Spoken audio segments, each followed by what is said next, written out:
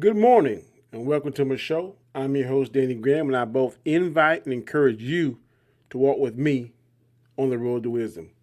Come on, y'all. Let's walk.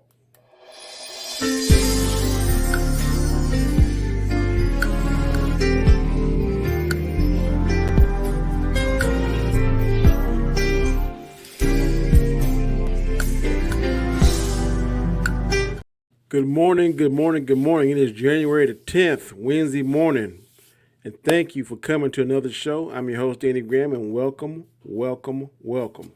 Today, as you can see right here, we're talking about staying positive in a negative environment. That's going to be our topic for today, staying positive in a negative environment. Now, the definition of positive thinking is as follows: making the most of potential obstacles, trying to see the best in others, and viewing yourself and your abilities in a positive light. Let me say that one more time. Positive thinking. We all must learn this if we haven't already. Making the most of potential obstacles, trying to see the best in others, and viewing yourself and your abilities in a positive light.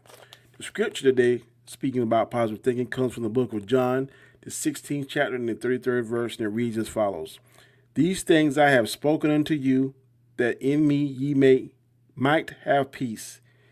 In the world ye shall have tribulation, but be of good cheer. I have overcome the world. See it one more time. John 16 chapter 33rd verse reads as follows: These things I have spoken unto you, that in me ye might have peace. In the world ye shall have tribulation. We all gonna have tribulation, trials and tribulations, but be of good cheer. I have overcome the world. And when we read what I usually do at the end, I've got two quotes. I'm gonna read one quote now. And one quote about staying positive in a negative environment reads is, a negative mind will never give up a positive life. Let me say it one more time. A negative mind will never give you a positive life. We live in a world now that is full of negativity, and negativity seems things that seems to be selling. You see it on TV. You go on YouTube, you see clicks, and there's always these YouTubers that's talking about negative stuff, never, hardly ever positive stuff.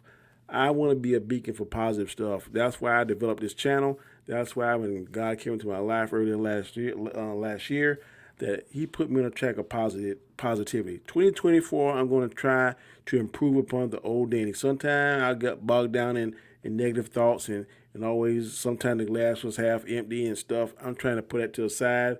I'm trying to change into a new version, a new, better, improved version of Danny, and that is starting with being positive. Things that I've seen that used to irk me and aggravate me, now I'm trying to really see a positive in that. I'm really trying to find that silver lining, because I don't be one of these people that you come around and you're always talking negativity, or it's always something bad, or it's something always this, because all that does is drag down yourself. And there's a saying that misery loves company. And if you start talking and acting like that, you're going to hang and you're going to attract other people that's going to talk and act like that. You're never going to get out of that funk, that negativity funk you're in. So you're going to have to go ahead and make it a conscious decision in yourself to change. And that's what I'm doing. I'm making a conscious decision in 2024 to change, to be a more positive version of Danny than ever before in my life. Negativity at work. It exists. It's live and well. There are some people at your job place, I guarantee you, whenever you see them, it's always something negative, or someone is always against them, or something always happened, or someone's always staying outside their lane, or in some other people's lane, that kind of stuff. And sometimes you can get caught up in that. Sometimes I've got caught up in that. But now I'm making a conscious decision here in January 2024. Look, I'm going to stay in my lane. I'm not going to go in anybody else's lane unless I'm asked. I'm going to give my opinion, my 2 cents. If it doesn't involve me, or if it's something that I can't help with, or it's something that is really none of my business, then I'm going to try to stay out of it and concentrate and focus on what is Danny Graham's, Major Graham's business at his particular, at my job, and what I do and what I've been given instruction to do by my boss. Sometimes getting tied up in inner office squabbles and battles, man, sometimes that can just really be a recipe for disaster. And that's something that I'm trying to definitely walk away from. Sometimes at home, sometimes you can bring work stuff home, or sometimes you can have a piss poor attitude. I know sometimes I've come home with a piss poor attitude. I don't want to be bothered. I don't want to be just leave me alone, let me go and just vegetate, watch Andy Griffith, and be by myself. But I got to make a conscious effort that, look, my wife needs my attention. My grandsons, my daughter needs my attention. And so I got to make sure that I transition from Major Graham when I leave the sheriff's office, transition into dating. When I get home, I need to decompress on that 30-minute drive. So when I walk in the door, I can give them the same energy and the same focus that I've given to my job all day long. Sometimes that's hard to do because sometimes transitioning back and forth, sometimes it can be tiring and maxing, but hey, it's a decision. It's a positive decision that you got to make. It's a positive decision that I'm going to make a conscious effort to really, really try and do. Relationships. Anyone that says that their relationships can't get any better, they're lying to themselves. There's always room for improvement. I know there's room for improvement with me and my wife relationship, mainly on my part. There's relationships at work I can improve upon, relationships at church, in any aspect of your life. There are relationships, there are places in relationships, if it's something that you really care about, if that person really means something to you, that you can show improvement. So you got to make that conscious effort to extend that olive branch and say, hey, look, I know maybe we haven't been talking like we used to, or maybe we don't get together like we used to, go for lunch or whatever the case may be. But hey, let's make a conscious effort to go ahead and do that, to improve that relationship, man, to get it back in the positive, because this world is so negative and people have their own problems and issues that you can't let that negativity alienate you from things that are important to you. Or they say, man, it's just easier to just stay home, or it's easier not to call that friend, it's easier not to go to that child's basketball game or that grandson or whatever the case may be. It's easier not to go to church. It's easier just to stay at home and vegetate. Yeah, it's easy, but guess what? The enemy is putting that in your mind. The enemy's putting that negativity in your mind and say, oh, you can do it later. And then later becomes never. Never becomes, oh, my Lord, I can't remember the last time I've been this place or talked to this person or done this thing. Got to think positive, man, because we live in a very negative and toxic world. This is Sodom and Gomorrah 2.0. And if you don't get a hold of yourself, it will pull you into a negativity pit that would be almost impossible to crawl out of. So you got to make sure you get the right mindset. Now, there are going to be situations, and like I always told you, whether you believe it or not, God always does two things. Let's say it together. He teaches and he tests. There are going to be times he's going to be testing you. He's going to put you in a situation that is so negative that you think when you go to that church, you go to that school, you go to that job, you go to wherever it is, that people are going to be on your nerves. Like you trying to tell them. You like beating your head up against the wall. I'm trying to tell you what to do, but they're not going to listen. That's God testing you. Remember, God does not always work on our timetable. He does not work on our time schedule. He works on his time schedule. So he may put you in a situation that you've been there for years and it seems like you're not doing anything. But guess what? Sometimes perfection takes time. Sometimes when things not there falling apart, that's exactly when they're falling into place. So you got to be patient. You got to pray and you got to ask for God, give me the strength, give me the endurance, give me the durability, give me the get up and go that I need to finish this journey that you put me in, because God don't make mistakes. There are times when God puts you in a situation you don't want to be there or you get tired of being there, but that's exactly where you need to be at. So before you give up or before you're always saying, oh, I just don't feel like going there no more, I'm trying to teach these people things, I'm trying to tell them things, they just won't listen. They're the most craziest, ignorant group of people I've ever known in my life. That's the very time when God is working on you. That's the very time when it gets hard. When it gets hard like that, that's when that blessing is right around the corner. That's when that breakthrough is right around the corner.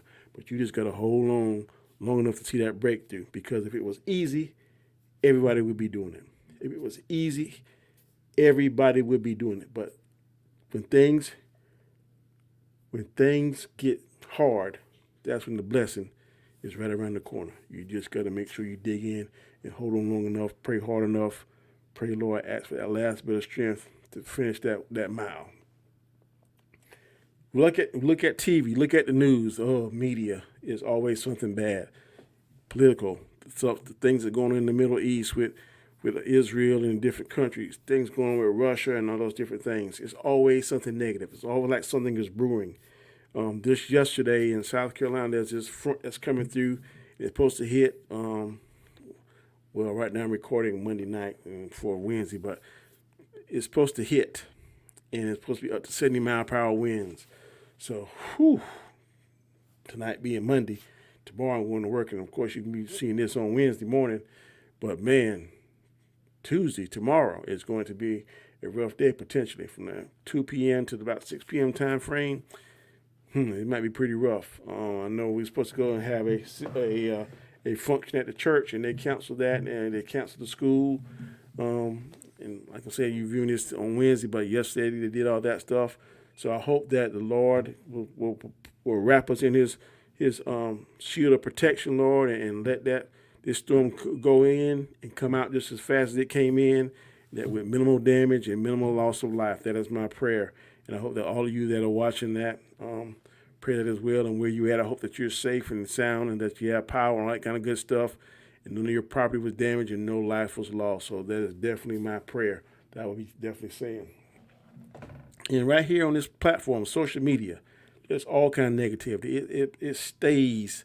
If you go to certain YouTube channels, man, all they preach, all their whole narrative is negativity, racism, all kind of crazy stuff. And they're just trying to they're just churning and working, doing the devil's work or doing the enemy's work or whatever you want to call it. It's anything that's negative that gets views and click, because for some reason it's human nature to gravitate towards something that's cruel, awful, negative, crazy. For some reason, we tend to like that sometimes. But you got to get out of that negative thought process.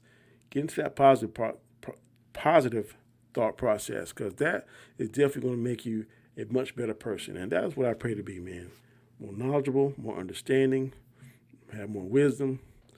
And Lord, just be a positive person, a positive, righteous person that's working for God and trying to enlighten people about God's grace. That is my mission now. Certain things I want to say that I read, good quotes that talks about positivity in a negative situation. One of these things, what I read, and I wrote it down, and it says, if you want a rainbow, you got to put up with the rain. So if you want to see something as beautiful as the rainbow, then guess what? Rain is gonna fall. There's gonna be times when rain is gonna fall and it's gonna mess up your day or mess up whatever plans you have. But guess what? After that rain stops and the sun comes back out, it produces something as beautiful as the rainbow. And we all know that the rainbow is God's covenant with man, that He won't destroy the earth again by water. It's a beautiful thing. And it should remind you of God's grace and God's mercy and God's word and sovereignty, that He's going to do what He said, that He produced that beautiful sight to remind us of the covenant that He made many years ago with humankind back then. And that's definitely something that you should behold and also look at with wonder. I know when I always see a rainbow, I always look at it with wonder. I'm like, wow, that is really a beautiful thing. Another thing that I wrote down was, we can direct the wind, but we can't direct the wind, but we can adjust the sails. No one here on the planet can control the wind. But guess what? If you get a sailboat, you can adjust your sails a certain way, or you can adjust your fan a certain way, or you can adjust your window shades a certain way. And guess what? You can blow, like on air conditioning. You can set the little things, the blades in front of them a certain way. You can direct that air, just like in your car. If the air conditioning is blowing or the heat's blowing and it's too hard, you can close the vents. You can't stop the air without turning it off. But if the air is locked on, it's come on, and you're on one side of the car and your wife or your spouse is on the other side of the car and they're too hot or too cold, they can go there and reach and close those blinds and redirect that air. Or they can turn the blades a certain way and get more air on them or more air in the car. The same way with the sailboat. You can't control the wind. The wind can be strong, but guess what? You can turn your sail a certain way and go a certain different direction. So, as bad as something may be, there are some things that you can do as a human to control it somewhat. You can't stop it, but you can control it, and you can use that force, that God-given force, and try and point you in the right direction. Another one is, sometimes when things are falling apart, they may actually be falling right in place. Prime example, Ramses, Pharaoh, Egypt. He decided to finally let God's people go. As people were going, they were walking towards the Red Sea. And then they realized that Pharaoh had changed his mind, was behind them. They thought their world was fall apart. They knew that Pharaoh was coming, and when he caught up with them, he was going to kill them. They were falling apart, but guess what? The plan was falling right in place, because God intended that to happen. God hardened Pharaoh's heart again. He led Pharaoh into the trap. As soon as Pharaoh got close enough, he was able to put up a cloud of dust. And they couldn't see anything. They couldn't see the Israelites. They were blinded. While they were blinded by that cloud, Moses extended his rod, parted the Red Sea. They walked straight through it. Once they were halfway through it, and then Pharaoh had to catch up, God dispersed that cloud, and Pharaoh thought, oh, it's safe to go. They can do it, we can do it. Wait behind them, and guess what? God closed the Red Sea, drowned them all. So guess what? When you think things are falling apart, that's maybe the actual time they're falling right in place. The Israelites thought that things were falling apart. They thought that they were going to die, they were going to perish, but God had their back. It wasn't falling apart. It fell right into place. His trap fell right into place for the Egyptians, and they paid the price with their lives. So sometimes when you think things are falling apart, they may actually be falling right into place. You go to that church that you're aggravated at. You're aggravated with the people, the members, whatever the case may be. They're not doing what you want them to do. They're not listening. You think it's going, hell in a handbasket. It may be going right in the direction that God wants you to go, and he breaks that corner. So you just got to hold in a little bit longer. Fight for things you care about, but do it in a way that will lead others to join you. Very important. I like that one. Fight for things that you care about, but do it in a way that will lead others to join you. There's two ways you can do things. You can do things the right way and the wrong way. When you do things the wrong way, you're probably going to mess it up. You're probably going to have people that you're going to alienate, they're going to lose their belief in you. They're going to lose whatever respect they have for you.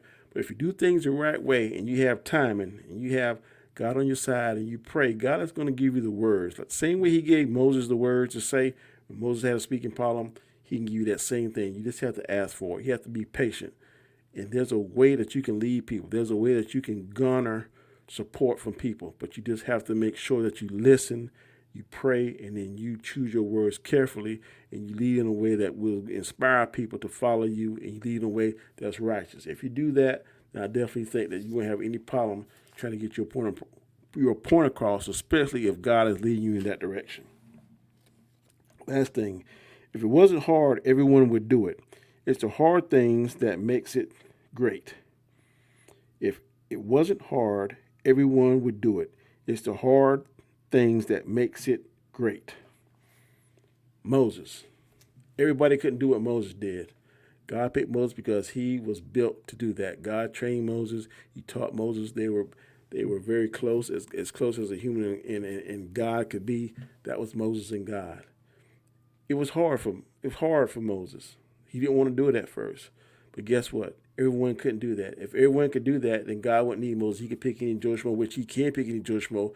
But he picked Moses because he knew Moses had the material that he needed to make it. He didn't need it to temper that. He didn't need to hit and beat that metal like a blacksmith and shape it into what he needed. And once he shaped Moses, Moses was the perfect tool, the perfect instrument he needed to do what he wanted to do, and that was help free his people from the Egyptians. Everybody can't do it. That was easy. I don't know anyone today that could do the things that Moses do. But God always, like I said, goes back to the two T's. He tests you and he teaches you. He tested and he teaches Moses. And Moses did what God needed him to do. Another thing was David. Anybody could, if you don't have God or didn't have God backing you up, no one could take 5 stones out of a pebble in a slingshot, 5 foot nothing, and go and destroy one of the biggest giants I think the Philistines had in Goliath in one shot. He put the one rock to the slingshot, sling around his head, released it, it went into his forehead. Goliath fall face down. One shot. David had 5 stones in the bag, but all he did was one shot. He had God's backing. Anybody couldn't have done that.